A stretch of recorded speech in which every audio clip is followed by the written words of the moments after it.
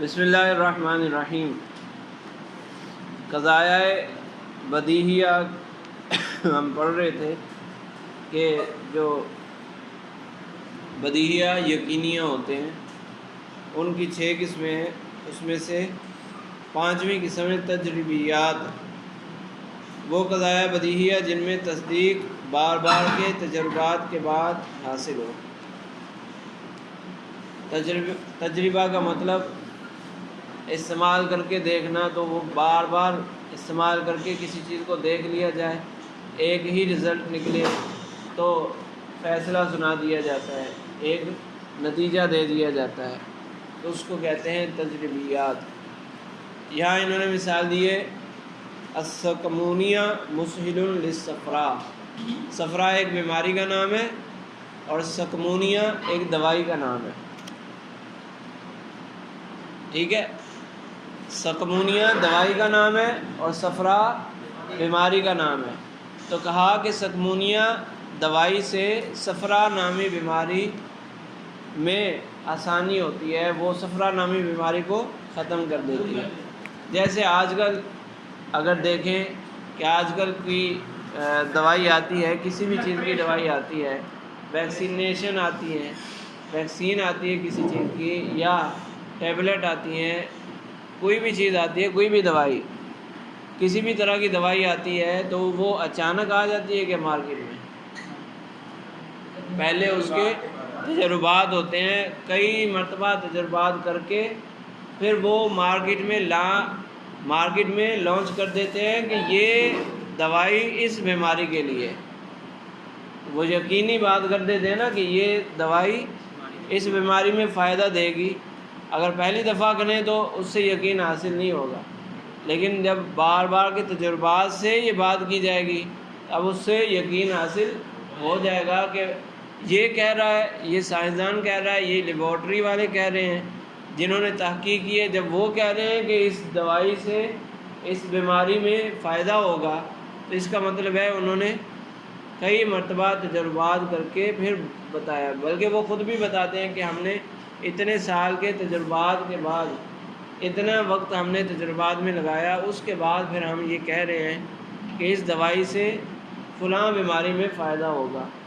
جو چیز تجربات سے پتہ چلے اس کو کہتے ہیں تجربیات۔ سمجھ آئی کہ نہیں آئی؟ متواترات وہ قضایہ بدیہیاں ہیں جن میں تصدیق ایسی جماعت کے خبر دینے سے حاصل ہو جس کا جھوٹ پر جمع ہونا عقلاً محال ہو۔ 10 بندے بتا رہے ہیں، ایک خبر ہے، 10 بندے بتا رہے ہیں، اب عقل بھی کہتی ہے کہ 10 بندے جھوٹ کیسے بول سکتے ہیں، 10 بندے مل کر جھوٹ کیسے بولیں گے؟ ایک بندے کا تعلق فلاں علاقے سے ہے، ایک بندے کا تعلق فلاں جگہ سے ہے، دونوں کا آپس میں کوئی تعلق ہی نہیں ہے۔ جو خبر دینے والے 10 بندے ہیں، 10 کا آپس میں ایک دوسرے سے تعلق نہیں ہے، لیکن اس کو سنا وہ بھی یہی بتا رہا ہے، اس کو سنا وہ بھی یہی بتا رہا ہے، اس کو سنا تو وہ بھی یہی بتا رہا ہے، تو اب یہ احتمال پایا جاتا ہے کہ سب نے مل کر جھوٹ کر لیا۔ اگر 10 ایک ہی جگہ موجود ہیں تو پھر تو احتمال پایا جاتا ہے کہ 10 نے مل کر اتفاق کر لیا کہ ہم جھوٹ بولیں گے۔ ایسا ہوتا ہے نا، آپ لوگ کوئی شرارت کرنی ہے تو 10 لڑکوں نے مل کر ایک جھوٹ تیار کر لیا، یہاں تو ہو سکتا ہے، لیکن جب الگ الگ لوگ خبر دیں گے تو پھر نہیں ہو سکتا، تو اس کو کہتے ہیں متواترات، ٹھیک ہے۔ جیسے انہوں نے مثال دی ہے، کوئی کہے کہ مکہ تو بلدتن، مکہ ایک شہر ہے، ایک شہر کا نام ہے مکہ، مکہ ایک شہر ہے، کوئی ہوائی چیز نہیں ہے، ایک شہر ہے، تو اب ہزاروں لوگ یہ بتا رہے ہیں، اب اس میں جھوٹ کا احتمال ہے؟ یقین حاصل ہوا، کیسے حاصل ہوا؟ یقین ایسے حاصل ہوا کہ کئی لوگوں نے بتایا۔ اب کوئی آپ کے سامنے میں عجیب و غریب شہر کا نام لوں، یعنی جو آپ نے پہلے نہ سنا ہو، تو میری پہلی دفعہ بتانے سے آپ کو یقین حاصل نہیں ہوگا، لیکن آپ 10 بندوں سے وہی نام سن لیں کہ فلاں ملک میں اس نام کا ایک شہر ہے، تو پہلی دفعہ یقین حاصل نہیں ہوگا، لیکن بار بار سننے سے کئی لوگوں سے سن کر یقین حاصل ہو جائے گا، اگرچہ آپ نے دیکھا نہیں ہے۔ سمجھ آئی؟ تو اس کو کہتے ہیں متواترات۔ قضایا غیر یقینیہ، جس طرح قضایا یقینیہ کی کچھ اقسام تھیں، اسی طرح قضایا غیر یقینیہ کی بھی اقسام ہیں۔ کہہ رہے ہیں قضایا غیر یقینیہ مشہورات، وہ قضایا جن میں کسی قوم کی آرا یعنی رائے، آرا رائے کی جمع ہے، باہم متفق ہو، سب کی رائے ایک جیسی ہو جائے، ایک قوم کی رائے ایک جیسی ہو جائے۔ جیسے العدل حسن، ایک قوم کے اندر یہ بات متفقہ ہے کہ عدل کرنا، برابری کرنا، انصاف کرنا اچھی چیز ہے۔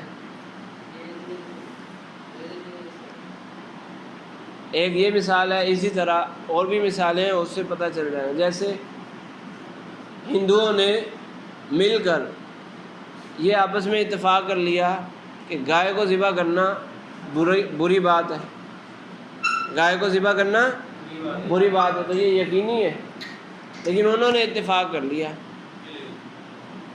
انہوں نے اتفاق کر لیا، تو اتفاق کی وجہ سے کسی رائے پر، کسی ایک بات پر جس کے پیچھے کچھ بھی نہ ہو، جس کی دلیل کچھ نہ ہو، بس سب نے مل کر مان لیا، تو اس کو کہتے ہیں مشہورات۔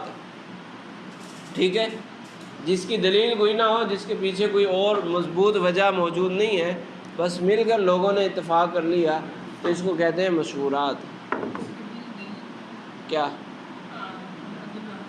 کیا قرآن کو ہٹا کر اگر دیکھو تو، ارے قرآن و حدیث کو ہٹا کر اسلام سے ہٹ کر دیکھو تو ایک علاقے کے لوگوں نے اتفاق کر لیا تو بس یہ اچھا ہے۔ جب دلیل آ جائے گی تو پھر وہ یقینی بن جائے گا نا۔ جب ہاں یقینی بھی ہو سکتا ہے، ایک ہی چیز کسی شخص کے نزدیک یقینی ہو، کسی کے نزدیک غیر یقینی ہو، یہ بھی ہو سکتا ہے۔ مسلمات وہ قضایا جو خصم کے نزدیک تسلیم شدہ ہو، یعنی سامنے والا بندہ مانتا ہو۔ جس دو بندوں سے ہماری دو بندوں کی آپس میں بحث ہو رہی ہے، یہ مثال میں پہلے بھی دے چکا ہوں۔ یہ مسلمات آئے کہاں تھے، یاد ہے کچھ؟ یہ مسلمات آئے تھے، ارے نہیں بھائی، قضایا قیاس جدلی کے اندر آیا تھا کہ جو قضایا مشہورہ یا مسلمہ سے مرکب ہو۔ وہاں میں نے آپ کو بتایا تھا کہ دو بندوں کا آپس میں جھگڑا ہو رہا ہو، تو ایک جو دوسرے کو دلیل دیتا ہے تو بعض اوقات وہ اس کے قول کے مطابق دلیل دیتا ہے، اس کے مذہب کے مطابق دلیل دیتا ہے، اگرچہ وہ خود نہیں مانتا لیکن سامنے والے کو دلیل دیتا ہے اسی کے مطابق۔ سمجھ آئی؟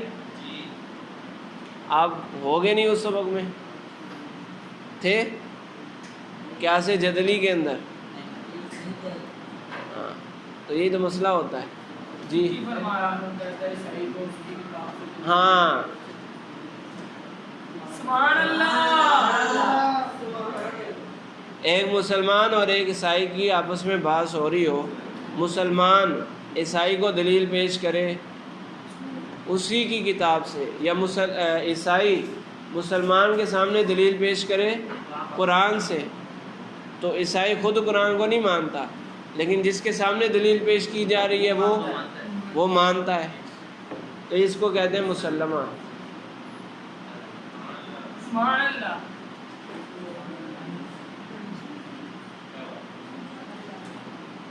مقبولات وہ قضایا جو ایسے افراد سے ماخوذ ہوں جن کے بارے میں حسن ظن پایا جاتا ہے۔ مظنونات مقبولات، مقبول ہو گیا، ایک بات مقبول ہو گئی، یعنی فلاں بندے نے کہا ہے تو قبول کر لی گئی، چونکہ فلاں نے کہا ہے لہٰذا ہم مان لیتے ہیں۔ جیسے اولیاء نے کوئی بات کی، اولیاء اللہ کوئی بات کرتے ہیں تو ان کی بات عوام قبول کر لیتی ہے، کیونکہ اولیاء کے بارے میں حسن ظن پایا جاتا ہے، لوگ سارے جانتے ہیں کہ یہ اللہ کا نیک بندہ ہے، ولی ہے، نیک بندہ ہے، متقی ہے، پرہیزگار ہے، تو یہ جھوٹ تو نہیں بولے گا۔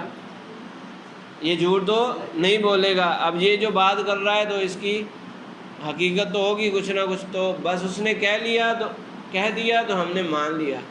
اس کو کہتے ہیں مقبولات. ٹھیک ہے.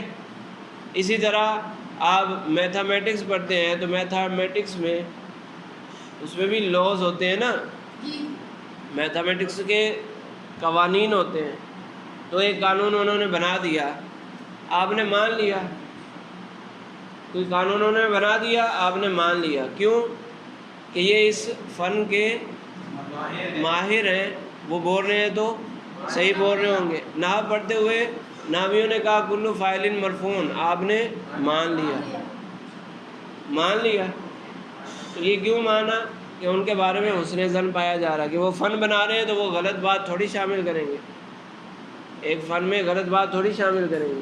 اس لیے جن کے بارے میں حسن ظن پایا جاتا ہو ان کی باتیں تسلیم شدہ ہوتی ہیں.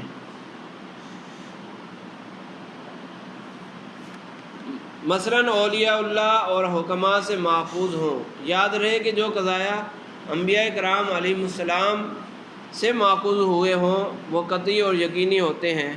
ان سے مرکب ہونے والا قیاس خطابی نہیں بلکہ برہانی ہوتا ہے. ہاں یقینی ہوتا ہے. برہان جو 5 قسمیں پڑھی تھیں وہ برہان ہوتا ہے. ہاں یقینی قضایا سے مرکب ہوتا ہے نا برہان. تو یہ مواد عقیسہ ذکر ہو رہے ہیں, یہ کون سے ذکر ہو رہے ہیں؟ وہی 5 قسموں کے اندر جن کے نام آئے تھے وہی نام آ رہے ہیں, اور کیا آ رہا ہے. تو اس کو ماقبل سے ملا کر دیکھیں گے تو پتہ چلے گا. پیچھے جو قسمیں 5 ذکر ہوئی ہیں ان 5 قسموں کے اندر جو نام تھے وہ نام یہاں ڈھونڈیں, ملائیں آپس میں تو سارا سمجھ آ جائے گی. اچھا, مظنونات وہ قضایا جن میں حکم ظن غالب کی بنیاد پر لگایا جاتا ہے. ظن غالب کی بنیاد پر حکم لگا دیا جاتا ہے. غالب گمان کے بنیاد پر حکم لگا دیا جاتا ہے تو اس کو کہتے ہیں مظنونات. جیسے غالب گمان کہ آپ نماز پڑھ رہے تھے, غالب گمان کی مثال دے رہا ہوں. آپ نماز پڑھ رہے تھے, آپ کو شک پیدا ہوا کہ یہ میری تیسری رکعت ہے یا چوتھی رکعت ہے. تو پھر کیا کرنا ہے؟ حکم کیا ہے کہ پہلے غالب گمان پر عمل کرنا ہے. سوچنا ہے تھوڑا کہ لگے نہیں تیسری تو ہے, تیسری ہے, چوتھی مشکل ہے, یہ تیسری ہے. تو یہ غالب گمان ہے, یقین نہیں ہے, غالب گمان ہے. تو غالب گمان کی بنیاد پر جب کوئی قضیہ ذکر کیے جاتے ہیں تو اس کو کہتے ہیں مظنونات. ہاں تو ہو جائے گی, جی ہو جائے گی. پھر کیا ہوا؟ شریعت نے مان لیا تو مان لیا بس. اب ہمیں کیا؟ جب شریعت نے مان لیا ہے. تحریک کس کو کہتے ہیں؟ یہی سوچو بچار کو ہی تو کہتے ہیں, اور کس کو کہتے ہیں؟ ارے بھائی وہ مسئلہ وہاں سمجھ لینا, ابھی پہ یہ پڑھ لو. مخیلات وہ قضایا جو ذہن میں رغبت یا نفرت پیدا کرتے ہیں. وہ قضایا جس میں کچھ ایسے الفاظ ذکر کیے جاتے ہیں جس سے یا تو رغبت پیدا ہو جاتی ہے یا نفرت, یعنی وہ یقینی نہیں ہوتے, سچے نہیں ہوتے. ماں نے بچے کو دوائی پلانی ہوتی ہے تو وہ کہتی ہے پی لو بیٹا, شربت ہے, میٹھا ہے, ایسے یہ میٹھی ہے دوائی, کھا لو. تو میٹھا کہنے سے بچہ اس کی طرف راغب ہوگا نا. اگر کہیں گے کہ کڑوی ہے تو وہ بچہ کبھی کھائے گا؟ میٹھا کہا جاتا ہے تو اس بچے کی رغبت پیدا ہوتی ہے. اور جس چیز سے روکنا ہو تو ماں کہتی ہے کہ جیسے چینی ہے تو وہ کہتی ہے کڑوی ہے یا پیٹ میں کیڑے پڑ جائیں گے, یا اس طرح کے کوئی لفظ استعمال کرتی ہے تو وہ اس سے نفرت کرتا ہے بچہ. تو ایسے الفاظ ذکر کرنا جس سے رغبت یا نفرت پیدا ہو اس کو کہتے ہیں مخیلات. جیسے انہوں نے یہاں یہ مثال ذکر کی ہے کہ الخمر یاقوتیۃ سیالۃ, کہ شراب یاقوتی رنگ کی اور سیال یعنی پتلی ہے، سیال جو لیکوڈ فارم میں ہو، ہاں لیکوڈ فارم میں۔ یاقوت وہ رنگ ہے، سرخ رنگ کی ہے، اور شراب سرخ رنگ کی اور پتلی ہے، لیکوڈ ہے، تو اب کسی کا دل اس کی طرف مائل ہو سکتا ہے۔ تو مثال انہوں نے جو بھی دی، اصل مثال میں نے آپ کو بتا دی نا، جو ہمارے ہاں رائج ہے وہ مثال، جو ہمارے سمجھنے کے مطابق ہے وہ مثال میں نے آپ کو بتا دی ہے۔ وہمیات وہ قضایا کاذبہ جن میں نفس وہم کے تابع ہو کر غیر محسوس پر وہی حکم لگا دیتا ہے جو محسوس پر لگایا جاتا ہے۔ ہاں وہی غیر محسوس کو محسوس پر قیاس کرنے لگ جاتا ہے، وہم پیدا ہو جاتا ہے۔ ایک چیز دیکھی اس نے کہا کہ یہ موجود ہے اور اس کی طرف اشارہ کیا جا سکتا ہے، یہ موجود ہے اس کی طرف اشارہ کیا جا سکتا ہے، تو یہ محسوس بھی ہے، یہ بھی محسوس ہے۔ جتنی چیزیں ہمارے سامنے موجود ہیں محسوس ہیں، آنکھوں سے دیکھی تو جا سکتی ہیں نا، تو اس نے کہا یہ ساری چیزیں موجود ہیں، سب کی طرف اشارہ کیا جا سکتا ہے، تو اس کا مطلب جو بھی موجود ہو اس کی طرف اشارہ کیا جا سکتا ہے، تو موجود تو اللہ بھی ہے، تو کوئی کہے کہ اللہ کی طرف بھی اشارہ کیا جا سکتا ہے تو غلط ہو جائے گا، کیونکہ اللہ محسوس تو نہیں ہے، اللہ کو حواس خمسہ کے ذریعے جانا جا سکتا ہے، نہیں جانا جا سکتا، تو اس لیے غیر محسوس چیز کو محسوس پر قیاس کر لینا وہم کی بنیاد پر، کہ بھائی جو جتنی چیزیں ہمیں نظر آ رہی ہیں موجود، سب کی طرف اشارہ ہو رہا ہے، تو اس کا مطلب ہر موجود چیز کی طرف اشارہ کیا جا سکتا ہے۔ مشبہات وہ قضایا کاذبہ جو لفظاً یا معناً سچے قضایا کے مشابہ ہوتے ہیں جھوٹے لیکن سچے کے مشابہ ہیں۔ جیسے دیوار پر ایک تصویر بنی ہوئی ہے گدھے کی، اور کہا جائے ھذا حمار، اب یہ جھوٹا ہے لیکن سچے کی طرح ہے، کہ عرف میں کہہ دیا جاتا ہے نا کہ یہ گدھے کی تصویر ہے، لیکن کہہ دیا جاتا ہے یہ گدھا ہے تو یہ فلاں ہے تو یہ فلاں ہے۔ جس طرح آپ اگر فیملی البم کھول کے بیٹھے ہوں تو اس میں آپ والدہ سے پوچھ رہے ہوں ہاتھ رکھ کے امی یہ کون ہے، تو وہ بتاتی ہیں یہ فلاں ہے، یہ نہیں کہتی کہ یہ فلاں کی تصویر ہے، وہ کہتی ہیں کہ یہ تو فلاں ہے یہ فلاں ہے، ایسے ہی بتاتی ہیں نا، تو تصویر کو وہی نام دے دیا جاتا ہے۔ تو اسی طرح دیوار پر گدھے کی تصویر بنی ہوئی ہے اور کہہ دیا کہ یہ گدھا ہے، اس اعتبار سے درست ہو گیا، حالانکہ یہ جھوٹا ہے، یہ گدھا نہیں ہے گدھے کی تصویر ہے۔ اور آگے کہہ دیا کلو حمار ناہکن، ہر گدھا ناہک ہوتا ہے، تو پھر یہ مطلب یہ ہوا کہ یہ جو دیوار پر تصویر ہے یہ بھی ہنڈانے والی ہے، تو غلطی ہو گئی، تو ہے جھوٹا، ھذا حمار، یہ جھوٹا ہے لیکن سچے کے مشابہ ہے، لگ رہا ہے کہ یہ سچا ہے، لگ رہا ہے کہ یہ سچا ہے، تو اس لیے کہہ رہے ہیں کہ قضایا کاذبہ جو لفظاً یا معناً سچے قضایا کے مشابہ ہوتے ہیں۔ جیسے کوئی شخص گدھے کی تصویر کے بارے میں کہے ھذا حمار وکل حمار ناہک، تو نتیجہ نکلے گا ھذا ناہک، یہ ناہک ہے، یہ ناہک ہے، ٹھیک ہے۔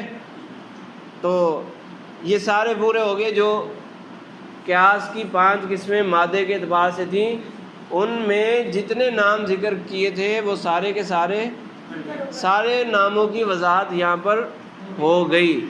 اب ان کو دوبارہ اگر آپ پڑھیں گے، جو برہان سے لے کے سفسطہ تک جو تقسیمیں تھیں، قسمیں تھیں، وہ 5 قسمیں اگر دوبارہ آپ پڑھیں گے، ان کو ساتھ مد نظر رکھتے ہوئے تو آپ کو وہ اور زیادہ سمجھ آ جائیں گے، ٹھیک ہے۔